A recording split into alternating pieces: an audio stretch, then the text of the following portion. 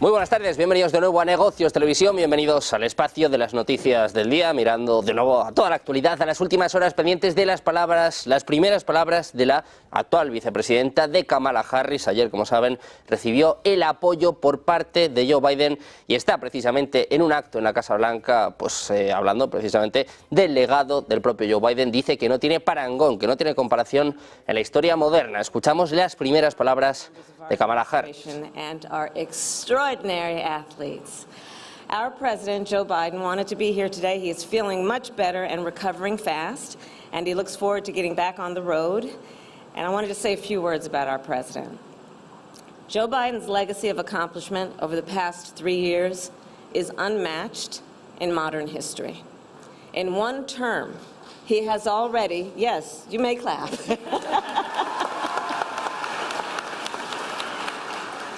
In one term, he has already surpassed the legacy of most presidents who have served 2 terms in office. And I first came to know President Biden through his son, Beau.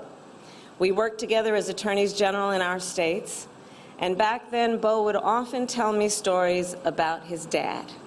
He would talk about the kind of father and the kind of man that Joe Biden is.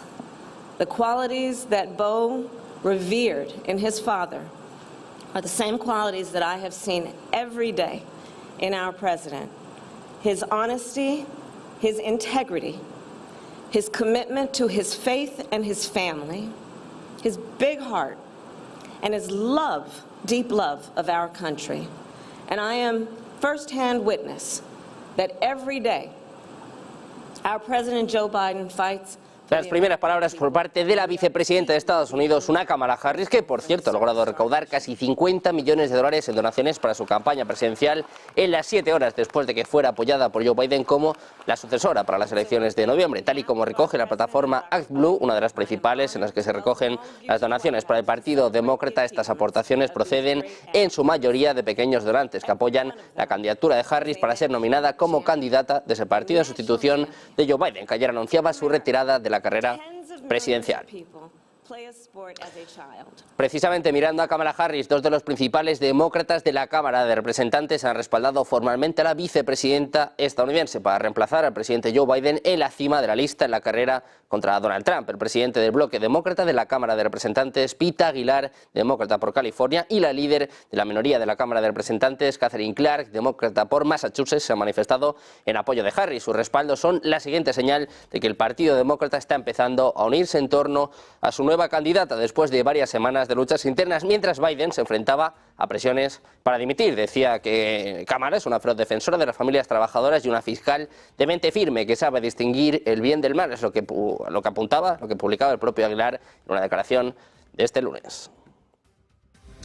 Hillary Clinton también ha publicado su apoyo a Harris en las redes sociales con un enlace de recaudación de fondos, escribiendo que conoce a la vicepresidenta desde hace mucho tiempo y que esta brillante fiscal va a presentar el caso contra el delincuente convicto Donald Trump y la agenda del proyecto 2025 para quitarnos nuestras libertades, es lo que decía la propia Clinton. La secretaria de Estado y candidata demócrata de 2016 emitió el domingo una declaración conjunta con su esposo, el expresidente Bill Clinton, apoyando a Harris. Decía literalmente: nos unimos a millones de estadounidenses para agradecer al presidente Biden por todo lo logrado, defendiendo a Estados Unidos una y otra vez con su estrella del norte, siempre apuntando a lo mejor para el país. Dice que es un honor para ellos unirse al presidente para respaldar a la vicepresidenta Harris y que van a hacer todo lo posible para apoyarles, lo que apuntaban en una declaración conjunta.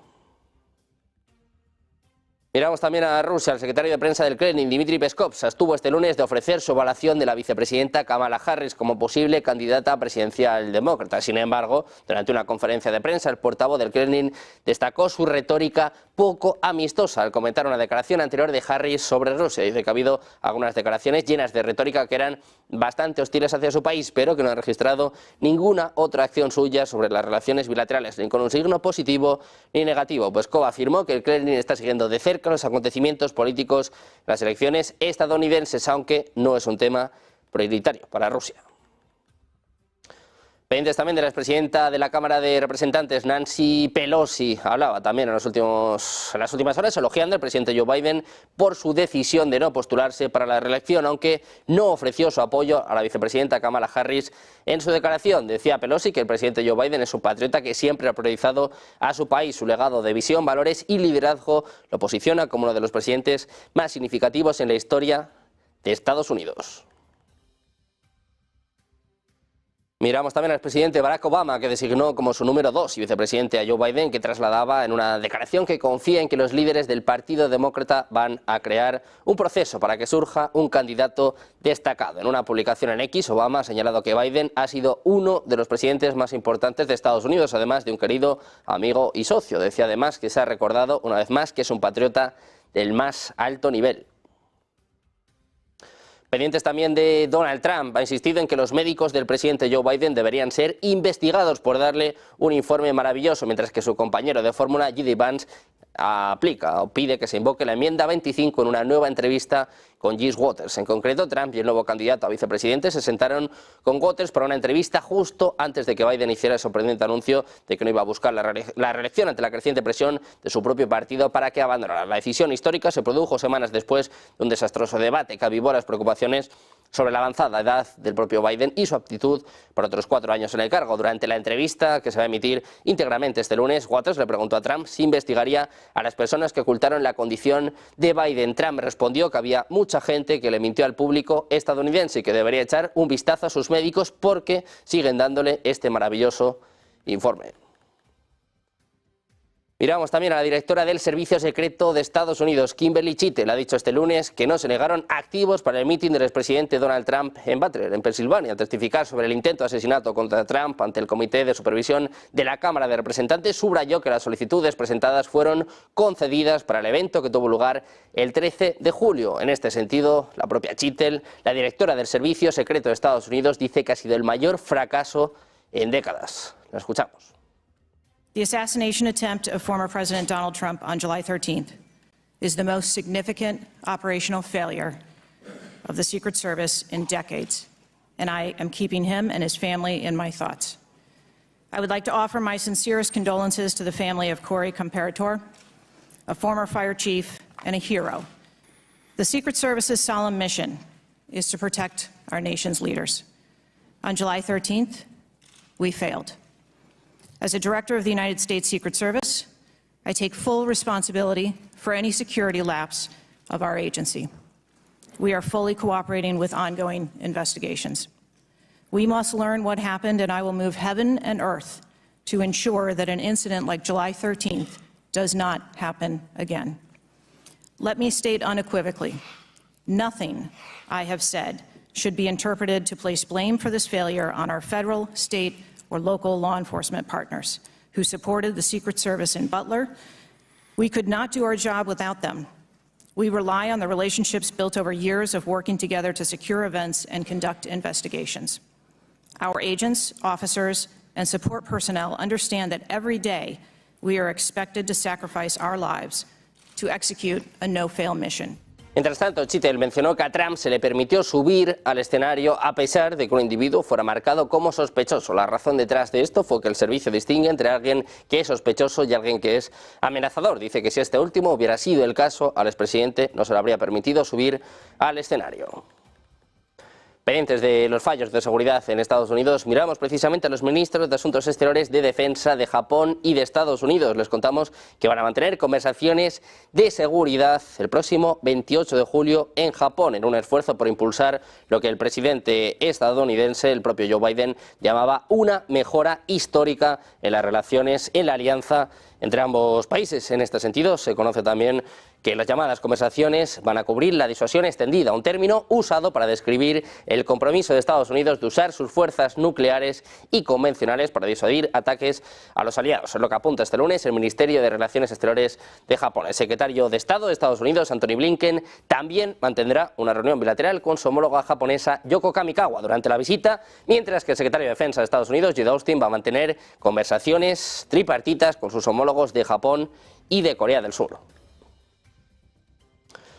Precisamente miramos también al primer ministro británico Keir Starmer. Dice que Joe Biden ha hecho más fuerte a la OTAN. Es lo que afirmaba este lunes, saludando la acción del presidente estadounidense al día siguiente de que anunciara su retirada de la carrera para las próximas elecciones presidenciales. Decía Starmer que su presidencia dejará un legado que se extiende mucho más allá de Estados Unidos. Es lo que declaraba en la Cámara de los Comunes, citando la inquebrantable determinación de Biden de estar al lado del pueblo ucraniano. Decía Starmer que Biden deja la OTAN más fuerte de lo que ha sido en décadas. La Organización del Tratado del Atlántico Norte, creada en 1949 para hacer frente a la Unión Soviética, cuenta ahora con 32 miembros y ha recuperado un papel central desde el inicio del conflicto ucraniano, sobre todo coordinando el apoyo a Kiev e integrando a dos nuevos países como Finlandia y Suecia.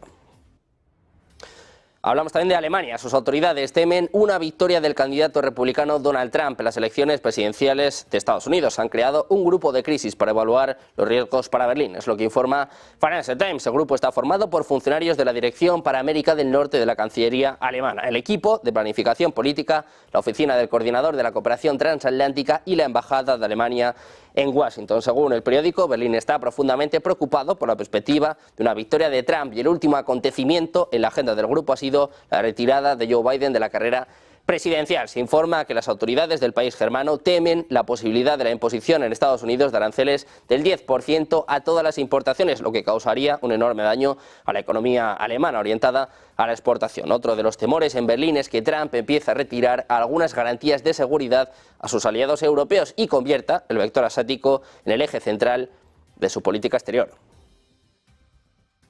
Hablamos también del primer ministro israelí Benjamin Netanyahu. Ha dicho que el Estado judío seguirá siendo un aliado indispensable y fuerte de Estados Unidos, independientemente de quién salga victorioso en la próxima carrera presidencial. Netanyahu se dirige a Washington para hablar en ambas cámaras del Congreso estadounidense en medio de la batalla que mantiene Israel con el grupo de Hamas en la Franja de Gaza. Washington ha respaldado y financiado la administración de Netanyahu durante todo el conflicto, pero anteriormente ha pedido a Israel que minimice los daños a los civiles palestinos. Decía Netanyahu que va a hablar a los amigos de ambos partidos, que independientemente de a quién elija el pueblo de Estados Unidos como su próximo presidente, Israel seguirá siendo aliado indispensable y fuerte en Oriente Medio. Es lo que apuntaba en imágenes compartidas por el propio Netanyahu en las redes sociales.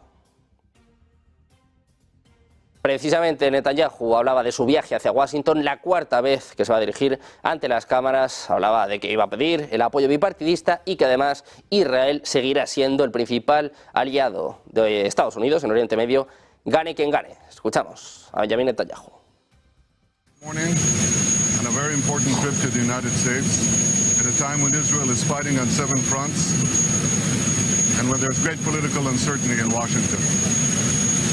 I will address for the 4th time both houses of Congress as the Prime Minister of Israel. I will seek to anchor the bipartisan support that is so important for Israel.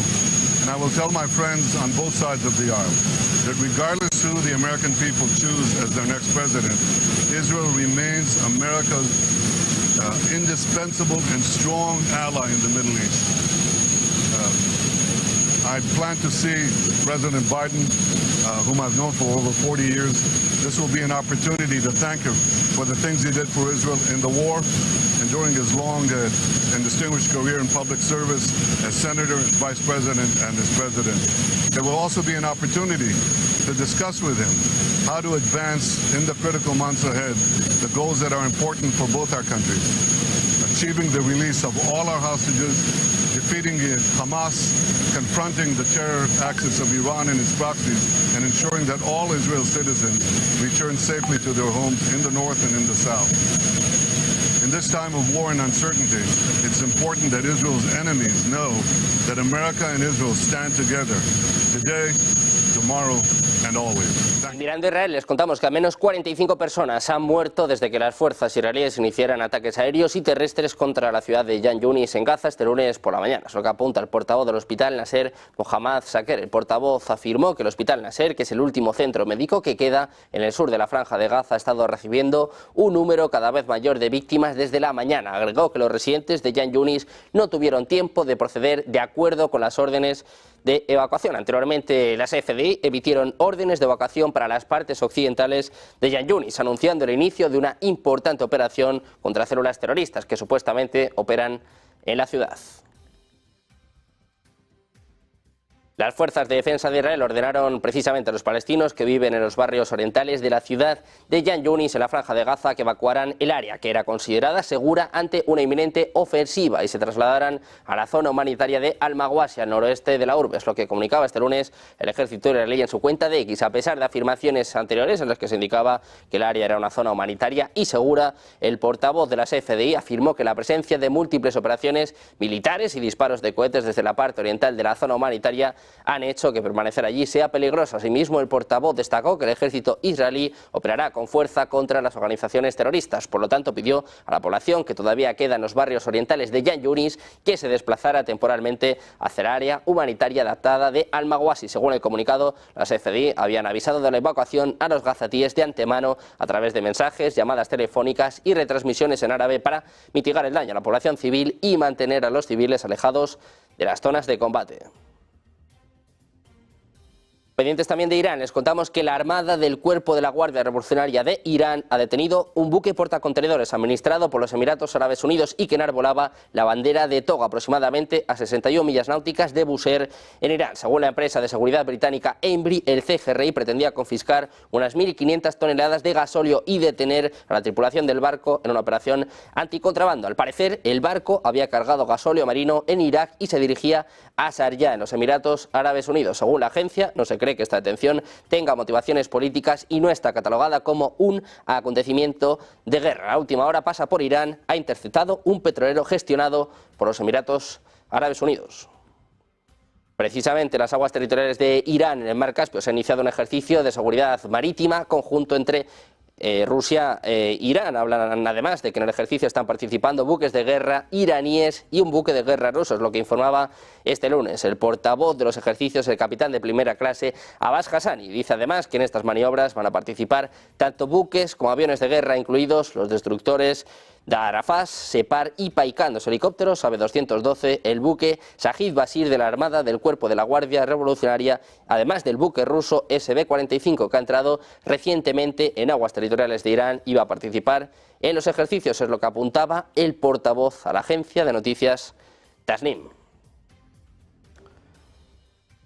Pendientes también de Europa, se extienden 6 meses más las sanciones contra Rusia. Hacemos una pausa, un par de minutos y enseguida volvemos con todo en Negocios Televisión.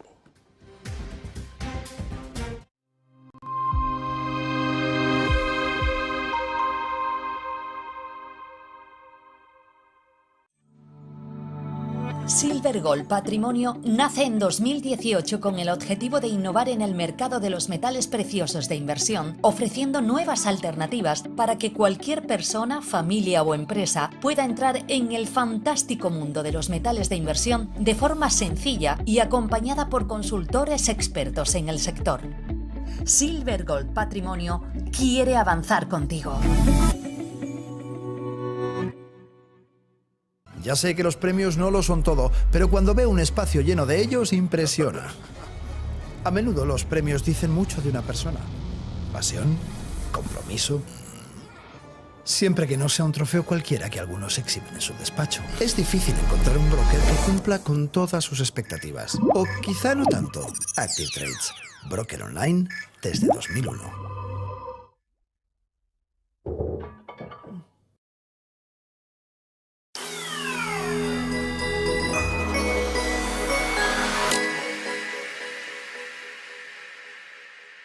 ¿Cuántas veces has dicho, aquí hay más de lo que nos están diciendo?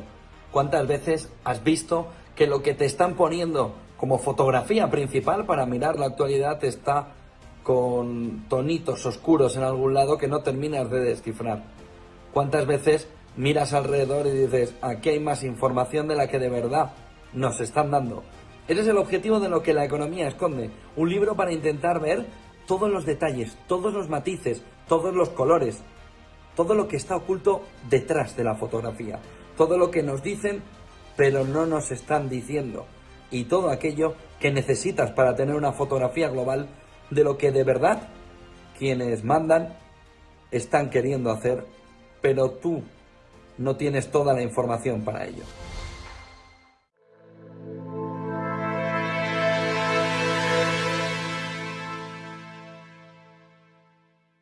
De vuelta a negocios, televisión, pendientes de la actualidad, poniendo el foco en Europa. La Unión Europea ha extendido este lunes 6 meses más, hasta el próximo 31 de enero de 2025, las sanciones que ha aprobado contra Rusia por el conflicto ucraniano, que incluyen un tope al precio de petróleo ruso, medidas contra su gas natural licuado o el veto a la compra y venta de diamantes. La Unión Europea extendió así las sanciones económicas que ha aprobado contra Rusia desde el inicio del conflicto y que adoptaba posteriormente a medida que el conflicto escalaba. Entre ellas está la decisión de congelar los activos del Banco Central ruso en la Unión Europea o la de eliminar a 10 bancos rusos del sistema internacional SWIFT, dificultándoles la obtención de divisas extranjeras y la transferencia de activos al extranjero. Mientras tanto, la OTAN mantiene 500.000 de soldados en alta alerta para protegerse ante el inminente riesgo de guerra con Rusia, es lo que apuntaba el principal portavoz de la alianza. Dice que desde 2014 la alianza ha experimentado la transformación más significativa en su defensa colectiva en una generación, es lo que apuntaba la portavoz de la OTAN, Farhad Haqq, a la CNN en un artículo publicado este domingo. Dice que han puesto en marcha los planes de defensa más completos desde la Guerra Fría, con más de 500.000 tropas en alta disponibilidad.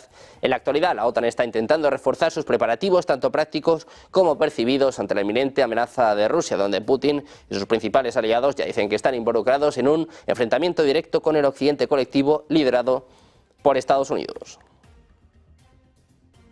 Pendientes también de las frías relaciones entre Washington y Moscú hacen que el mundo se prepare para una era en la que Rusia y Estados Unidos no tengan ningún tratado de control de armas. Es lo que apuntan en las últimas horas expertos rusos. Según Dmitry Suslov, experto del Club Valdai y subdirector del Centro de Estudios Europeos Internacionales de la Escuela Superior de Economía, Estados Unidos sigue abierto a negociar con Rusia sobre la estabilidad estratégica, pero apuntan a que la postura de la administración Biden, que se mantendrá si gana las elecciones un candidato demócrata, es que están dispuestos a negociar ahora mismo a pesar del contexto general de las relaciones ruso-estadounidenses, a pesar de la guerra híbrida que libra Estados Unidos contra Rusia y a pesar de los intentos de Estados Unidos de asestarle una derrota estratégica. Dice que la administración Biden no aceptará reducir su apoyo a Ucrania ni cumplir las condiciones de Rusia con el fin de prorrogar el nuevo START o iniciar negociaciones sobre un nuevo tratado o un acuerdo sobre su posterior extensión en 2026 o antes.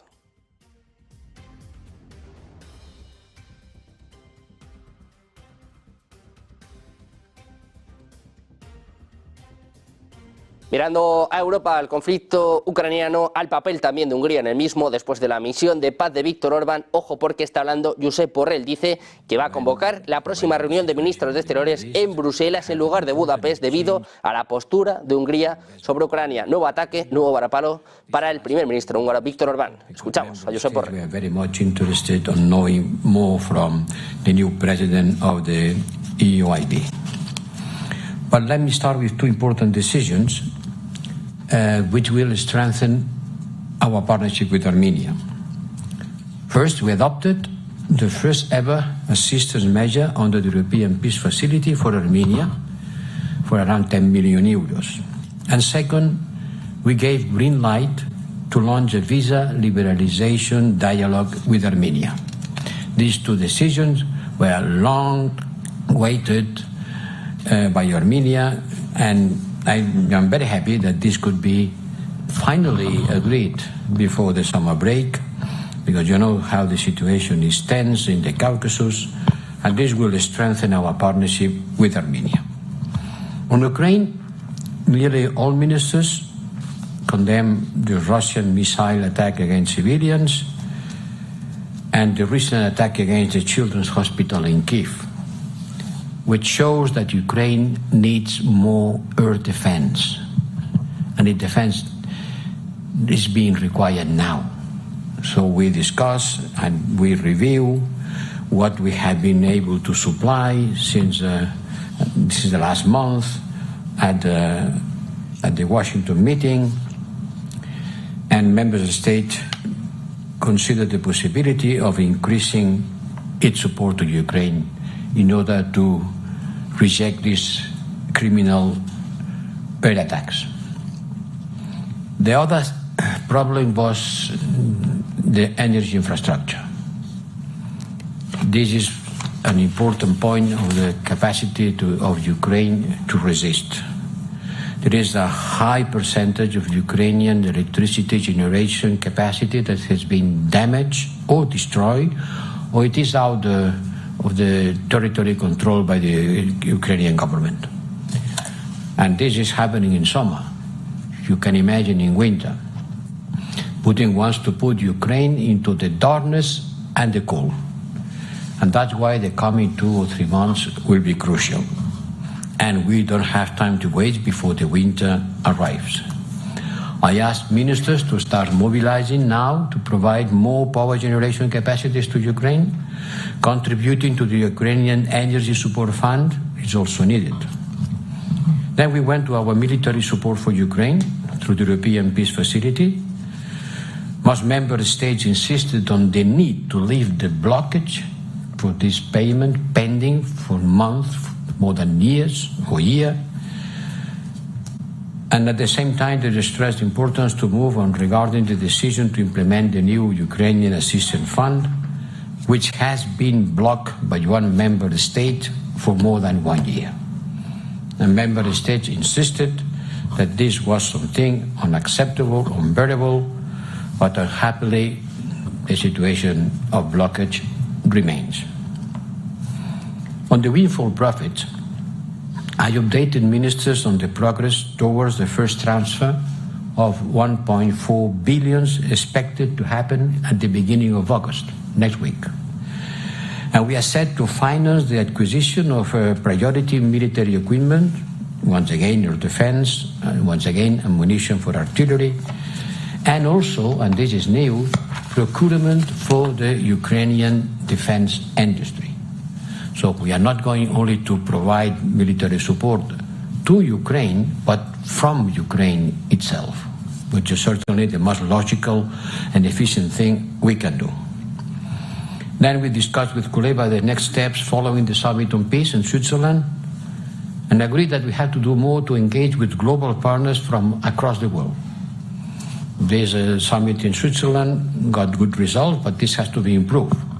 There are about 90 states who has agreed with the final statement of this meeting, but we have to continue reaching out to them in order to counter the Russian propaganda and to clarify and to explain everybody around the world what's going on in Russia, attack against Ukraine.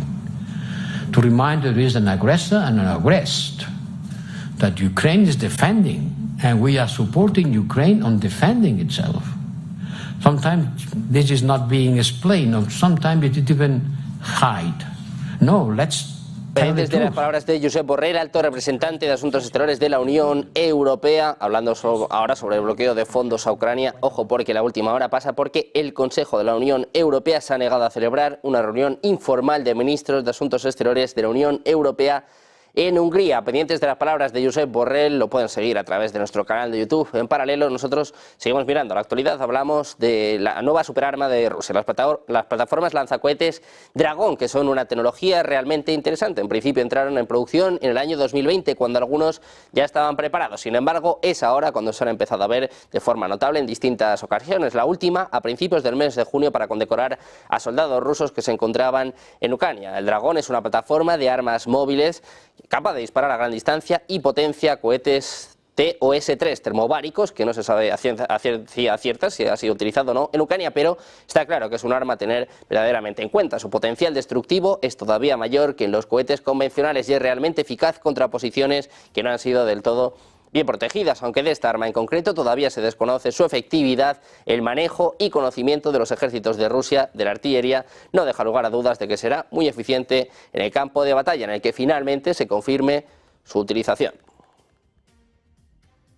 Miramos también a las autoridades rusas. Han acusado hoy al gobierno francés y en concreto al presidente Emmanuel Macron de no respetar la libertad de expresión y prensa al prohibir la entrada al país a varios periodistas rusos que querían cubrir los Juegos Olímpicos que arrancan esta semana en París. Dice que respetar los derechos de los periodistas y garantizar la libertad de expresión es una frase vacía para Macron y su pandilla, es lo que recriminaba la portavoz del Ministerio de Asuntos Exteriores ruso, María Zaharova, en declaraciones a la agencia TASS. En la misma línea, el portavoz del Kremlin, Dmitry Peskov, ha catalogado de inaceptable una decisión que considera atenta directamente contra la libertad de prensa y viola las obligaciones de Francia con la Organización de Seguridad y Cooperación en Europa y otras organizaciones. Así, Peskov ha animado a organizaciones en defensa de los derechos humanos a reaccionar ante lo ocurrido. Dice: nos gustaría ver una reacción a tales decisiones por parte de las organizaciones pertinentes de derechos humanos, organizaciones que se ocupan de garantizar todos los fundamentos y reglas de la libertad de los medios. Miramos también el Kremlin ha valorado hoy positivamente las palabras de Zelensky acerca de la opción de celebrar negociaciones con Rusia para poner fin a la guerra. Decía Peskov que esto desde luego es mejor que las declaraciones de Kiev de excluir todo contacto con la parte rusa y con el jefe del Estado ruso, Vladimir Putin. En concreto, en su rueda de prensa telefónica diaria decía Peskov que por supuesto hablar en un tono u otro de diálogo es mucho mejor que hablar de la intención de luchar hasta el último ucraniano. Sin embargo, decía Peskov, aún no podemos juzgar qué hay detrás de estas palabras de Zelensky, qué planes específicos se están discutiendo y qué acciones hay en esta dirección, si la conversación es seria o no. Considera Peskov que hay que esperar a que se tomen algunas acciones concretas si es que las hay. Pendientes también de la alerta por parte de Serbia, el plan por parte de Ucrania dice que tienen un plan para superar el número de las tropas rusas. Hacemos una pausa, un par de minutos y enseguida les contamos todo en Negocios Televisión.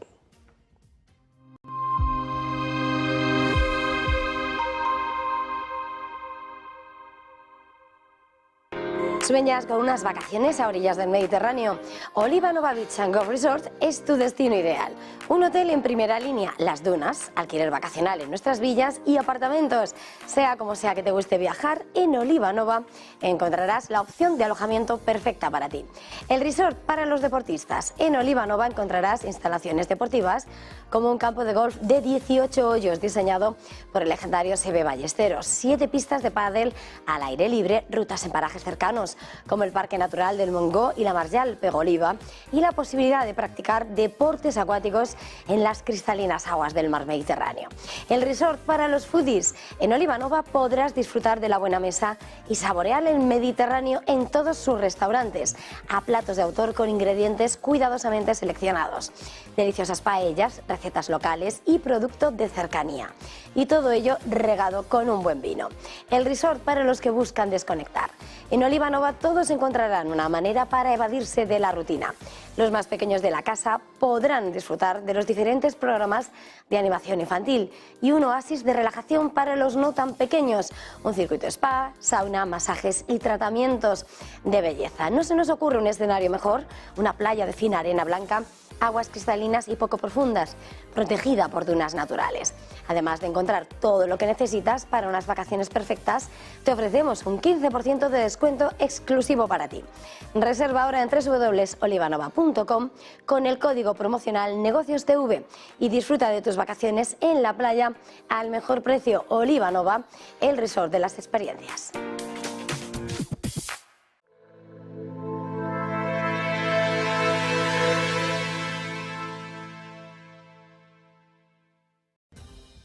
De vuelta a Negocios Televisión, de nuevo mirando a la actualidad con el foco puesto en Estados Unidos. Nueva declaración por parte de Joe Biden. El presidente de Estados Unidos ha asegurado al público este lunes que va a continuar desempeñando su función hasta que finalice su mandato. En una publicación en X, hace apenas unos segundos, dice Biden: somos los Estados Unidos de América. No hay nada que no podamos hacer si lo hacemos juntos. Solo tenemos que recordar quiénes somos. He dedicado mi presidencia a demostrarlo y seguiré haciéndolo hoy, mañana y todos los días que tenga el honor de ser su presidente. Como decíamos, es un mensaje que acaba de publicar en las redes sociales. Aunque Biden se retiró de la campaña presidencial de 2024, algunos le han pedido que abandone su puesto de presidente de inmediato. Por ejemplo, el presidente de la Cámara de Representantes, Mike Johnson, instó anteriormente al actual jefe de Estado a que dimitiera. Biden sale al paso de los ataques por parte de los republicanos, anuncia que va a continuar como presidente hasta el final de su mandato. Miramos también a la alerta por parte de Serbia. El presidente serbio Aleksandar Vučić dice que en la actualidad los países occidentales se preparan activamente para entrar en un conflicto directo con Rusia. En concreto, dice que Occidente quisiera llevar a cabo la guerra a distancia a través de otros, invirtiendo dinero, pero que en este momento no está preparado para un conflicto directo. Sin embargo, le preguntaban cuándo lo estará y dice que no ahora, pero que cree que lo va a estar, que se están preparando para un conflicto directo con Rusia y que se están preparando mucho más rápido de lo que a algunas personas les gustaría en todos los sentidos. Dice Vučić que saben por los preparativos militares cómo van y quiere decir que se están preparando para un conflicto militar. Es lo que apuntaba al canal de televisión Pink. El presidente serbio había subrayado que a Occidente, mientras no mueran ciudadanos occidentales o solo voluntarios, no le importa cuántos ucranianos fallezcan en el conflicto.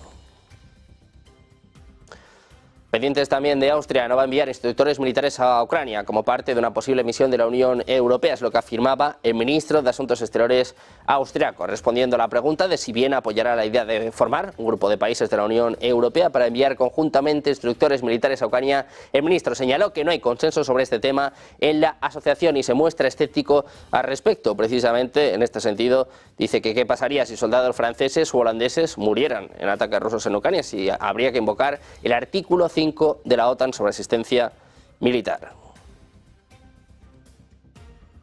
Pendientes también, en este caso de China, tropas chinas y bielorrusas practicaron la toma de un aeropuerto durante los ejercicios conjuntos antiterroristas. Es lo que escribe el periódico South China Morning Post. Según la publicación, los ejercicios tuvieron lugar cerca de Brest, que se encuentra a 28 kilómetros de la frontera con Ucrania y Polonia. Los grupos de búsqueda aérea bielorrusos y chinos trabajaron en la búsqueda del campamento base de la organización terrorista que se había identificado como objetivo. Después de las maniobras conjuntas entre China y Bielorrusia, se habla de que un aeropuerto supuestamente polaco habría sido el objetivo de las mismas.